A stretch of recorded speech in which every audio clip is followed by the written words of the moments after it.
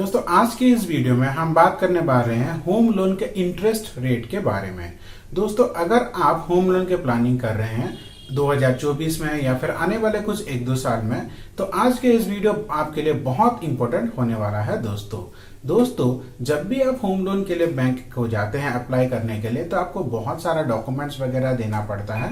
उसी के साथ साथ दोस्तों अगर हम बात करें इसके इंटरेस्ट रेट के ऊपर, तो दोस्तों होम लोन का जो इंटरेस्ट है वो 2 तरीके से आपको लग सकता है। दोस्तों होम लोन का जो इंटरेस्ट, इसको 2 पार्ट में डिवाइड किया गया है। जब भी आप होम लोन के लिए अप्लाई करेंगे तो या तो आपको फिक्स्ड रेट ऑफ इंटरेस्ट में होम लोन मिलेगा, फ्लेक्सिबल रेट पे इंटरेस्ट मिलेगा। दोस्तों अगर आप फिक्स्ड रेट पे इंटरेस्ट लेते हैं, यानी कि अगर आप ये चूज करते हैं कि आप जितना भी टर्म के लिए होम लोन लेंगे, यानी कि मान लीजिए 15 साल हो गया, 20 साल हो गया, 30 साल हो गया, तो आपका इंटरेस्ट रेट है वो पूरा का पूरा फिक्स रहेगा।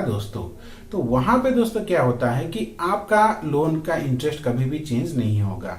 अब फिक्स जो रेट होता है दोस्तों, वो ज्यादातर बैंक थोड़ा ज्यादा इंटरेस्ट रेट लगाते हैं, ताकि अगर आरबीआई का रेपो रेट थोड़ा चेंज हुआ तो उसमें उनका घाटा ना हो जाए। अब बात करते हैं दोस्तों दूसरे तरह के इंटरेस्ट की। इस इंटरेस्ट का नाम है दोस्तों फ्लोटिंग रेट ऑफ इंटरेस्ट। अब फ्लोटिंग यानी कि फ्लेक्सिबल रेट ऑफ इंटरेस्ट क्या होता है, इसको समझने के लिए सबसे पहले हमें जानना पड़ेगा कि आरबीआई का रेपो रेट क्या होता है। अब दोस्तों मान लीजिए एक बैंक आरबीआई से कुछ पैसा उधार ले रही है। अब उसके बदले में बैंक को आरबीआई को कुछ ब्याज देना पड़ेगा। अब मान लीजिए आरबीआई का जो ब्याज दर है वो मान लीजिए 6% है। तो बैंक आरबीआई से कुछ पैसा उधार लेगा और उस पैसे को लोगों को अलग अलग तरह का लोन देगा। अब अगर बैंक आरबीआई को 6% रिटर्न दे रहा है, 6% ब्याज दे रहा है, तो आपसे वो 6 से ज्यादा ही इंटरेस्ट लेगा, 6 से ज्यादा ही ब्याज लेगा। तो मान लीजिए मुझे 1 लाख रुपए लोन चाहिए, तो मैं बैंक से 1 लाख रुपए लाता हूं। तो दोस्तों उस केस में बैंक अगर आरबीआई से 1 लाख रुपए लाती है और बैंक आरबीआई को 1 लाख रुपए के ऊपर 6% लोन देता है, तो मुझसे वो 6% से ज्यादा चार्ज करेगा। मान लीजिए वो 8% चार्ज कर रहा है, तो बीच का जो 2% है वो हो गया बैंक का प्रॉफिट। उस तरह से दोस्तों जो फ्लोटिंग रेट ऑफ इंटरेस्ट है वो डिपेंड करता है आपके आरबीआई के रेपो रेट के ऊपर। अगर आरबीआई का रेपो रेट बढ़ा तो फ्लोटिंग रेट का इंटरेस्ट भी बढ़ेगा, और अगर आरबीआई का रेपो रेट घटा तो फ्लोटिंग रेट का इंटरेस्ट भी घट जाएगा। अब दोस्तों फ्लोटिंग रेट में लोन लेने का कुछ फायदे भी हैं, कुछ नुकसान भी हैं। दोस्तों हमने ये देख लिया कि फिक्स्ड रेट ऑफ इंटरेस्ट क्या होता है और फ्लोटिंग रेट ऑफ इंटरेस्ट क्या होता है। अभी हम एक बार ये देख लेते हैं कि आपको किस केस में दोस्तों आपको फ्लोटिंग रेट ऑफ इंटरेस्ट में होम लोन लेना चाहिए और किस केस में फिक्स्ड रेट ऑफ इंटरेस्ट में होम लोन लेना चाहिए। दोस्तों जब भी आरबीआई का रेपो रेट घट जाता है, यानी कि 4, 4.5, 5% के आसपास आ जाता है, तो उस केस में अगर आप फिक्स्ड रेट ऑफ इंटरेस्ट में लोन लेंगे तो आपको फायदा होगा। यानी कि बैंक जो भी आरबीआई से पैसा लाती है, मान लीजिए वो दोस्तों आरबीआई को 4% ब्याज दे रही है, तो आपसे वो 6-6.5% का ब्याज लेगा। यानी कि आपको 6 से 6.5% के अंदर पूरा का पूरा जितने भी टर्म के लिए आप होम लोन लेना चाहते हैं, पूरा का पूरा टर्म के लिए आपको 6-6.5% में होम लोन मिल जाएगा। अब दोस्तों आरबीआई का अगर इंटरेस्ट रेट, अगर रेपो रेट बढ़ा है जैसे कि 6-6.5% है, तो उस केस में दोस्तों बैंक आपसे लेगी 9-9.5% के आसपास। तो उस केस में दोस्तों अगर आप फ्लोटिंग में रहते हैं, तो कल को अगर आरबीआई अपना रेपो रेट घटा देती है तो आपको फायदा मिल जाएगा, क्योंकि फ्लोटिंग रेट डिपेंड करता है आरबीआई के रेपो रेट के ऊपर।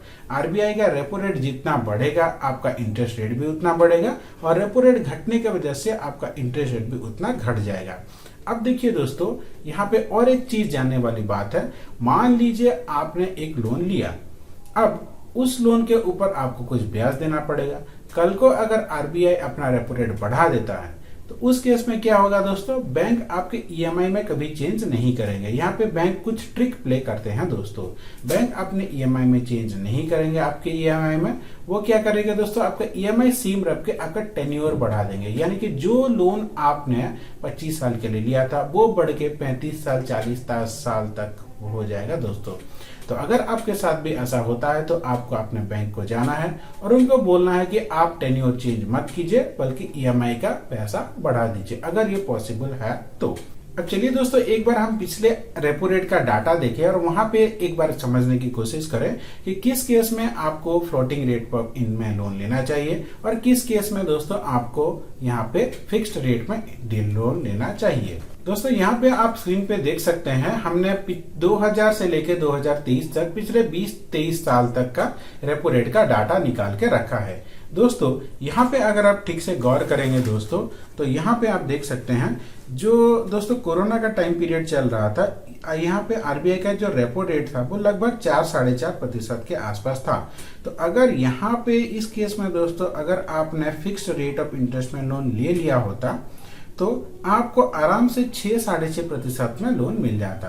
तो अगर इस केस में आप लोन लेते हैं तो आपको हमेशा ये कोशिश करना चाहिए कि आप फिक्स्ड रेट ऑफ इंटरेस्ट में लोन ले। अभी आप देख सकते हैं इसका जो रेपो रेट है वो बढ़ के लगभग 6.5-7% हो गया है दोस्तों। तो यहाँ पे दोस्तों अगर आप फिक्स्ड रेट ऑफ इंटरेस्ट में लोन लेते हैं तो आपको दोस्तों ये गिर जाएगा दोस्तों, यहाँ पे आपको 8-9% के आसपास गिर जाएगा। और अगर आप यहाँ पे फ्लेक्सिबल इंटरेस्ट पे लोन लेते हैं तो दोस्तों यानी कि फ्लोटिंग में अगर आप लेते हैं तो उस केस में भी आपको दोस्तों 8-9% के हिसाब से गिरेगा। पर अगर कल को अगर आरबीआई अपना रेपो रेट घटा देती है तो उस केस में आपका लोन का अमाउंट भी यानी कि ईएमआई भी घट जाएगा। तो उस हिसाब से आपको अपना होम लोन का प्लानिंग करना है दोस्तों। तो दोस्तों आज के इस वीडियो में हमने जाना कि फ्लोटिंग रेट क्या होता है, फिक्स्ड रेट क्या होता है। आने वाले वीडियो पे दोस्तों इसके ऊपर हम एक पूरा डिटेल में वीडियो लाएंगे विद एग्जांपल, हर एक चीज को कवर करेंगे। आशा करता हूँ छोटा सा वीडियो आपको अच्छा लगा होगा। इसका अगर आपको डिटेल एक्सप्लेनेशन चाहिए तो वीडियो को जरूर लाइक कीजिए, चैनल को सब्सक्राइब कीजिए और कमेंट बॉक्स में एक बार कमेंट कीजिए ताकि हम इसके ऊपर पूरा डिटेल में एक वीडियो बना सके।